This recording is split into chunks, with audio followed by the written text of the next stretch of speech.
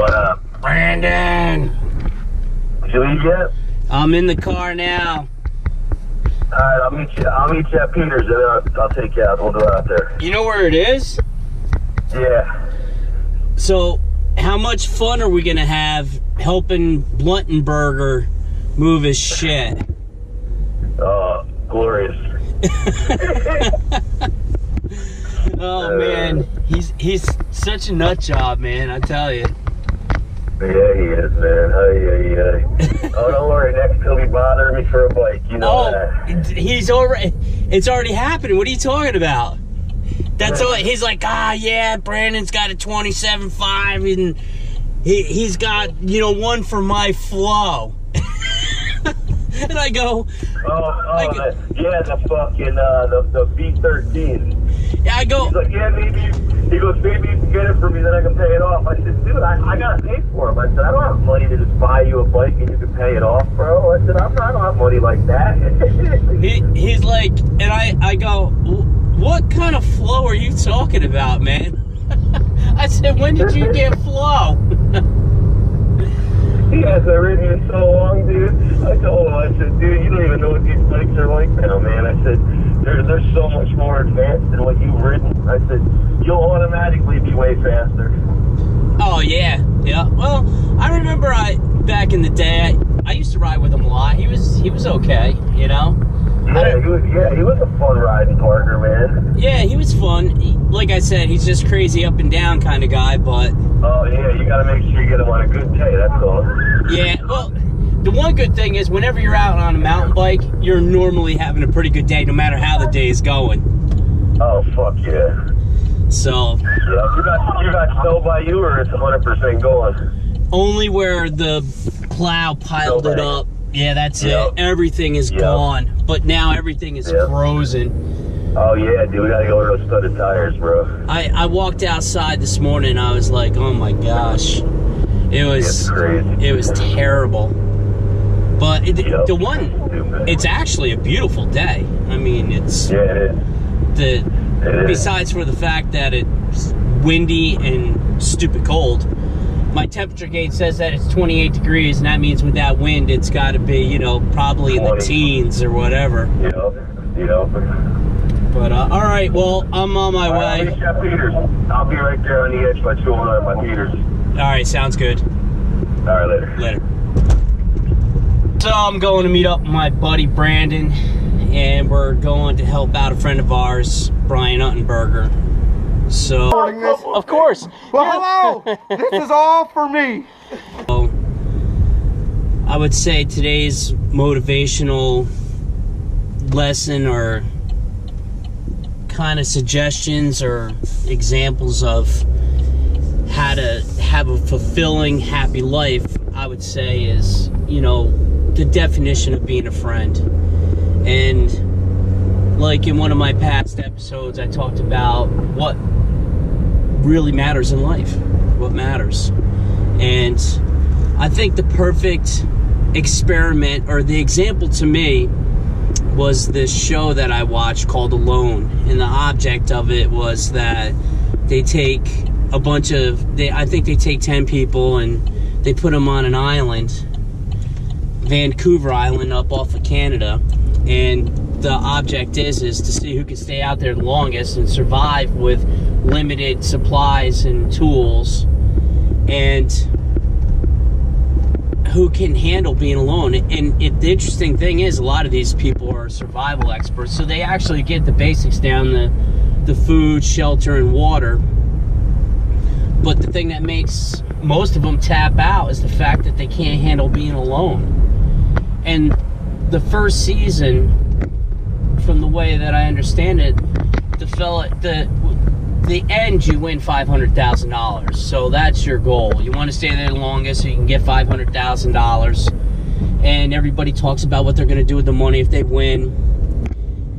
But the first season winner, he went back home and he gave most of it away to his family. And all the stories and all the interviews that the contestants give is that when you're out there alone and you're truly alone, you start realizing what's the most important thing in life. And the most important thing in life is the relationships that we make with the people around us, and what you're going to leave behind, how people are going to remember you. And you are going to see all these people again someday. So that leads me to friends. And you ask most people, they're like, well, how many friends do you have? And you can, most people would say, well, I can count them on one hand. And I kind of feel that way in a way, not all the way. Like, how many people can I count on when I'm down and out? Very few. And that's because a lot of people don't truly know how to be a friend. And I think the definition of being a friend is that you're willing to do something for somebody and sacrifice for somebody without expecting anything in return. So I'm going over and this guy, I don't even know where the heck he was. He was down south somewhere, and now he's moving back home. So he needs help. He called me up out of the blue. I haven't talked to the guy in ages. I've probably only seen him 2-3 times in the last 25 years. But we were pretty good friends back in the day. And we hung out a lot together. We had some good times, good riding buddy. And so he calls me up and he says, hey, can you help me move into my house? Well, that's a big one. If anyone knows, moving into someone's house sucks. You dread doing it when you're doing it for yourself, let alone going to help somebody do it. But I decided that, I said, no problem. What time are you going to be there? I'm going to go help them out.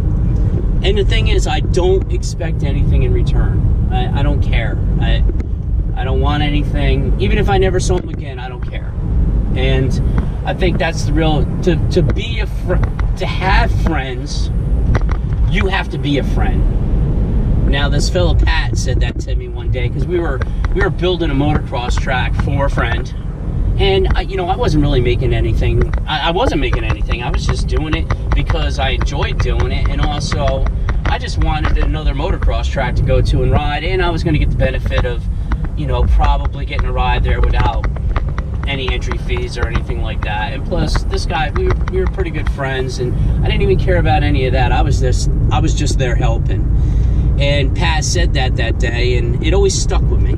He said, to have friends, you have to be a friend.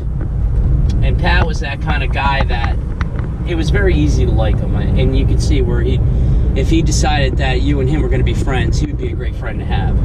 And I always took something from that. And from that day on, even though I practiced that already, then I found that really hit me where it had meaning.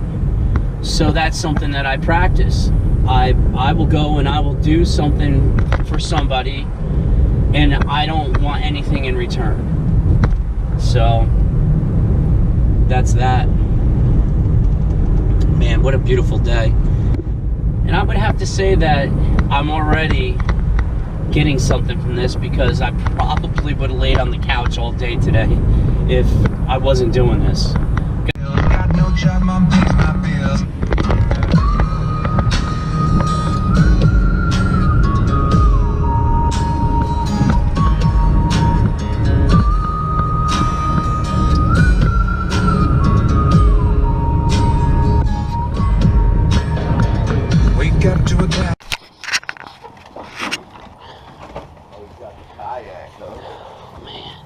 Oh, you've got to be shitting me. He's like, yeah, I just need you to help me with a couple things. This is it?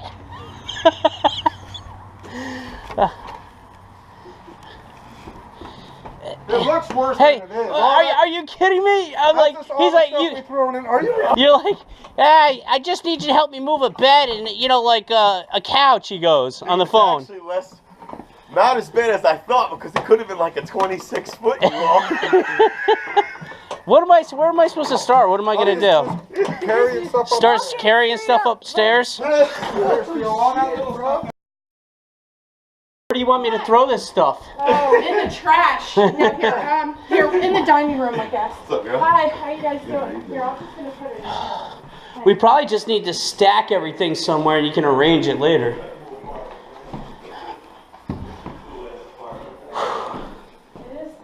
Man, this place is awesome. It's huge. Cool, isn't it? It's huge. Dude. That's cool. Wow. Yeah, this is nice. I like this a lot. And it's got stuff again. it's got woods out. Yo, this shit's bigger than my house, bro. This is huge. Unbelievable. That's awesome.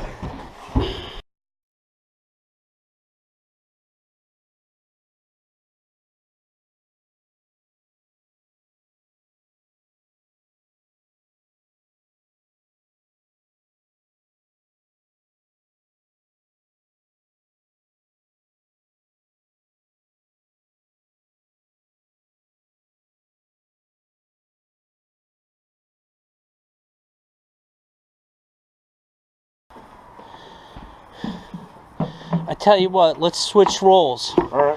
I'll stand in the back of the truck and you can run up and down these stairs and I'll pass you one thing at a time. I was gonna Start hoofing this stuff up and down the stairs. Who cares? Anyone can grab it. Are you kidding me? Huh?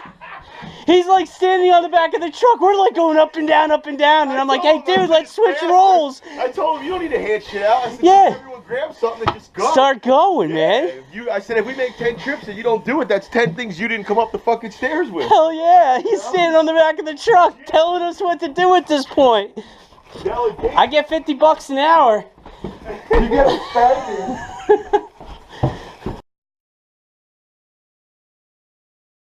All right, you guys step right here.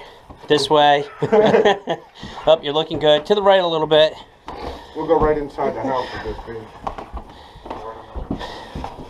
Let's go to the backyard.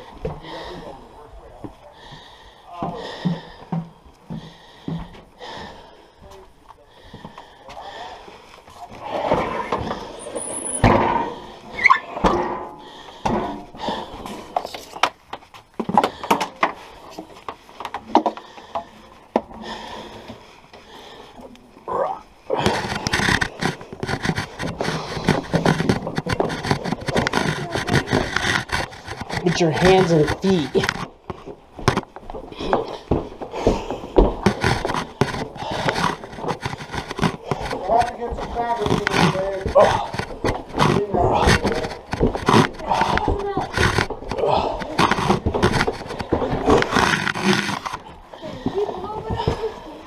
That's the beer. By all the noise I was making, you probably thought it was heavier than what it was.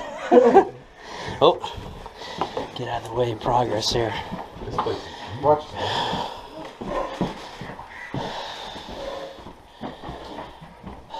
Yeah, my dog loves that backyard. He went from being tied up to that. What kind of dog you got? Free beer. Yeah, let's get this one, man.